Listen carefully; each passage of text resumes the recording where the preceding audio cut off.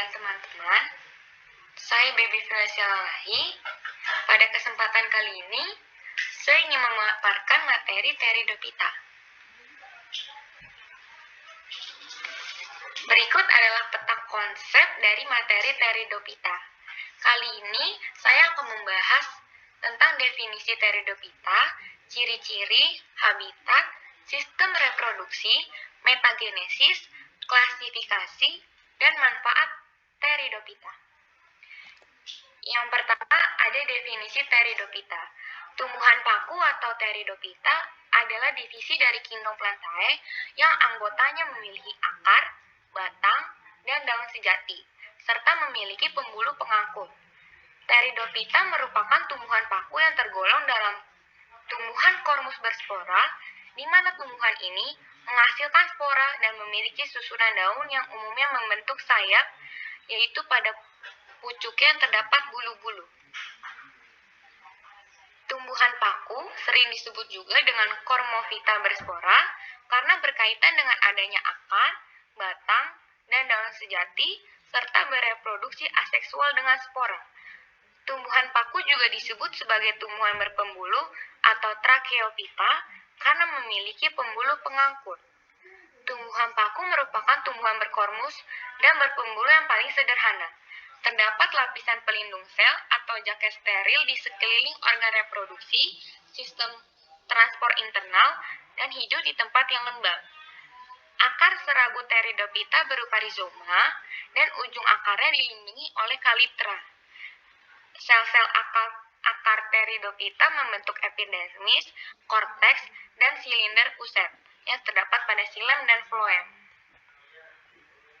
Selanjutnya ada ciri-ciri Pteridophyta. Tumbuhan paku memiliki susunan yang khas sehingga mudah dibedakan dengan tumbuhan lainnya. Berikut ciri-ciri dari tumbuhan paku. Yang pertama, tumbuhan paku tubuh utamanya adalah sporofit. Yang kedua, sudah dapat dibedakan akar, batang, dan daunnya. Yang ketiga, memiliki berkas pembuluh angkut berupa xilem dan floem. Yang keempat, berkembang biak dengan spora yang terbentuk dari sporangium yang letaknya ada di permukaan ventral atau di ketiak daun. Yang kelima, Pteridophyta mengalami metagenesis. Yang keenam, alat reproduksi jantan pada tanaman paku disebut ateridium, sedangkan yang betina disebut archegonium. Yang ketujuh, daun yang masih muda akan menggulung layaknya gagang biola. Yang kedelapan, penampilan luarnya ada yang berupa pohon, semak, epifit, merambat, mengapung, hidrofit, dan menjalar. Kemudian ada habitat Pteridophyta. Habitat tumbuhan paku ada di darat, terutama pada lapisan bawah tanah di dataran rendah, tepi pantai, lereng gunung, 350 meter di atas permukaan laut, terutama di daerah lembab, dan ada juga yang bersifat amphifit atau menempel pada tumbuhan lain. Tumbuhan paku merupakan tumbuhan fotoautotrof. Tumbuhan paku ada juga yang hidup mengapung di air, misalnya Azolla pinnata dan Marcella crenata. Namun, pada umumnya, tumbuhan paku adalah tumbuhan terestrial atau disebut juga tumbuhan darat. Selanjutnya ada sistem reproduksi Pteridophyta. Reproduksi tumbuhan ini dapat secara aseksual atau vegetatif, yakni dengan stolon yang menghasilkan gema. Gema adalah anakan pada tulang daun atau kaki daun yang mengandung spora. Reproduksi secara seksual atau generatif melalui pembentukan sel kelamin jantan dan betina oleh alat-alat kelamin, yaitu gametogonium. Gametogonium adalah jantan yang menghasilkan spermatozoid dan gametogonium betina menghasilkan sel telur. Seperti halnya tumbuhan lumut, tumbuhan paku yang mengalami metagenesis. Selanjutnya ada metagenesis Pteridophyta. Metagenesis adalah proses pergantian generasi atau daur hidup yang perkembangbiakannya dilakukan secara seksual, sedangkan perkembangbiakan aseksualnya terjadi pada generasi yang lain. Tumbuhan paku merupakan salah satu tumbuhan yang mengalami metagenesis. Terdapat 3 jenis metagenesis pada tumbuhan paku.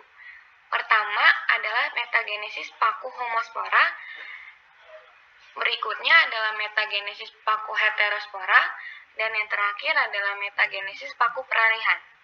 Pada prinsipnya, metagenesis ketiga jenis tumbuhan paku sama saja. Spora jatuh di tempat yang cocok, lalu berkembang menjadi protalium dan menjadi penghasil gamet, atau disebut sebagai generasi gametofit.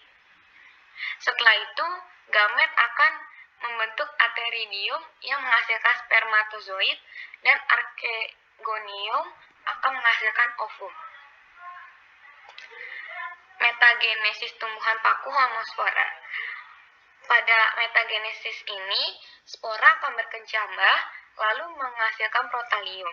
Protalium adalah gametofit pada tumbuhan paku.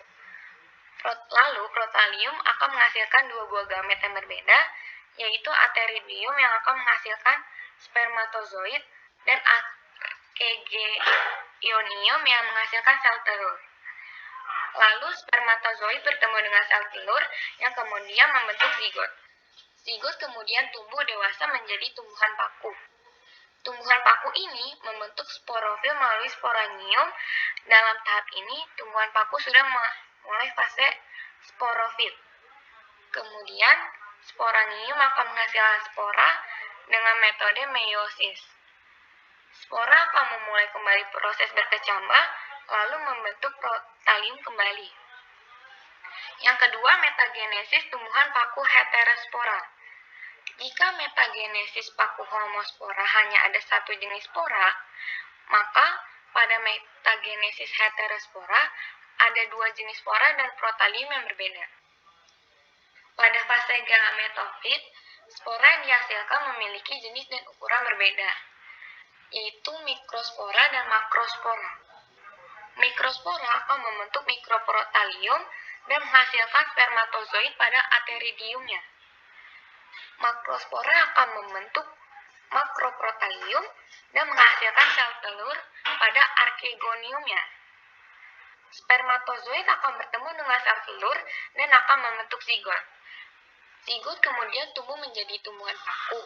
Lalu tumbuhan paku ini kemudian dapat membentuk 2 jenis sporofil yang berbeda, yaitu mikrosporofil dan makrosporofil. Mikrosporofil akan menghasilkan sel indukan betina melalui mikrosporangium, dan makrosporofil akan menghasilkan sel indukan jantan melalui makrosporangium. Kedua sel indukan tersebut kemudian menjadi sel spora indukan pada fase gametofit, lalu proses ini akan berulang kembali. Yang terakhir ada metagenesis tumbuhan paku peralihan. Pada metagenesis ini, paku peralihan atau paku campuran yang menghasilkan spora berukuran sama tetapi jenisnya berbeda. Nantinya, spora akan tumbuh menjadi protalium yang membentuk salah satu alat kelamin antara archegonium atau antara anteridium. Paku peralihan ini termasuk berumah 2. Contoh tumbuhan paku yang termasuk paku peralihan adalah paku ekor kuda atau Equisetum debile. Selanjutnya ada klasifikasi Pteridophyta. Tumbuhan paku diklasifikasikan menjadi 4, yaitu paku sejati atau yang bisa disebut Pteropsida. Yang kedua ada paku purba atau yang bisa disebut juga Silopsida. Yang ketiga ada paku ekor kuda yang bisa disebut juga Spenopsida, dan yang keempat ada paku kawat atau yang bisa disebut juga Lycopsida. Yang pertama ada paku sejati yaitu Pteropsida. Pteropsida atau tumbuhan paku sejati biasanya disebut juga sebagai tumbuhan pakis. Disebut sejati karena tumbuhan paku ini memiliki akar, batang, dan daun sejati. Tumbuhan paku ini memiliki daun muda yang menggulung yang biasanya disebut circinate. Biasanya, kalau daun masih muda itu akan menggulung. Dan di antara jenis klasifikasi tumbuhan paku, jenis inilah yang paling banyak spesiesnya. Batang paku sejati tumbuh di atas permukaan tanah secara tegak dan ada juga yang terbenam ke bawah tanah. Penyebaran spora dibantu oleh angin ke berbagai daerah. Contoh paku sejati adalah Adianthus shuneanthum atau yang bisa juga sekulir, atau Asplenium nidus atau yang bisa disebut juga paku sarang kuda. Yang kedua ada paku purba atau Silopsida. Sesuai dengan namanya, paku purba merupakan tumbuhan paku yang keberadaannya sudah hampir punah. Tumbuhan ini sudah ada sejak zaman purba dan saat ini ditemukan dalam bentuk fosil. Bentuk daunnya kecil, bahkan ada yang tidak berdaun. Tumbuhan paku purba juga sering disebut sebagai paku telanjang karena sporangiumnya terbuka. Mereka tidak memiliki akar, batang, dan daun sejati, tetapi tetap memiliki pembuluh angkut, xilem, dan floem. Meskipun jenis paku purba banyak ditemukan dalam bentuk fosil, masih ada spesies yang masih ada sampai saat ini, yaitu Silotum. Contoh tumbuhan paku purba adalah Silotum nudum dan Rhynia major. Yang ketiga ada paku ekor kuda atau Phenopsida. Klasifikasi tumbuhan paku jenis ini disebut sebagai paku ekor kuda karena bentuknya menyerupai ekor yang memanjang. Paku ini berusia tahunan. Batangnya berwarna hijau, berluas, dan berlubang di tengah dan bisa bercabang. Lubang di tengah itu berperan dalam proses fotosintesis sebagai pengganti daun. Contoh tumbuhan ekor kuda adalah Equisetum arvense. Yang terakhir adalah paku kawat atau yang biasa disebut Lycopsida. Paku kawat atau Lycopsida merupakan jenis tumbuhan paku yang termasuk dalam heterospora, yaitu dapat menghasilkan dua macam spora, mikrospora dan makrospora. Ciri-ciri klasifikasi tumbuhan paku yang satu ini sesuai dengan namanya, yaitu berdaun kecil dengan susunan spiral dan memiliki batang seperti kawat. Untuk sporangiumnya akan muncul di ketiak daun dan berkumpul membentuk strobylus. Biasanya paku kawat hidupnya di daratan. Contoh paku kawat adalah Lycopodium clavatum. Manfaat Pteridophyta. Tumbuhan paku memiliki beberapa manfaat, yaitu yang pertama dapat digunakan untuk tanaman hias seperti paku jenis Selaginella, Platycerium, Adianthum, dan Asplenium. Yang kedua, bisa untuk pupuk hijau seperti tanaman Azolla yang bersimbiosis dengan Anambaena axola. Yang ketiga, bahan campuran obat herbal seperti paku Lycopodium, Lycopodium clavatum, dan Aspidium felixmax. Yang keempat, ada juga paku yang bisa dimanfaatkan untuk sayuran seperti pakis dan daun semanggi. Yang kelima, Pteridophyta dapat melindungi tanaman lain. Yang keenam, Pteridophyta bisa digunakan untuk bahan pembersih dan penggosok seperti paku ekor kuda karena ada kandungan silikon dioksida. Yang ketujuh, Pteridophyta dapat dijadikan material bangunan. Yang kedelapan, dapat digunakan untuk dekorasi rumah sebagai karangan bunga dan berbagai keperluan lainnya. Berikut adalah contoh tanaman Pteridophyta, tanaman paku sesuai dengan klasifikasi Pteridophyta. Yang pertama ada Adianthus shuneanthum yang merupakan klasifikasi paku sejati. Yang kedua ada Silotum nudum yang merupakan klasifikasi paku purba. Yang ketiga ada Equisetum arvense yang merupakan klasifikasi paku ekor kuda. Dan yang terakhir ada Lycopodium clavatum yang merupakan klasifikasi paku kawat. Sekian presentasi saya tentang Pteridophyta. Sekian yang dapat saya paparkan. Terima kasih.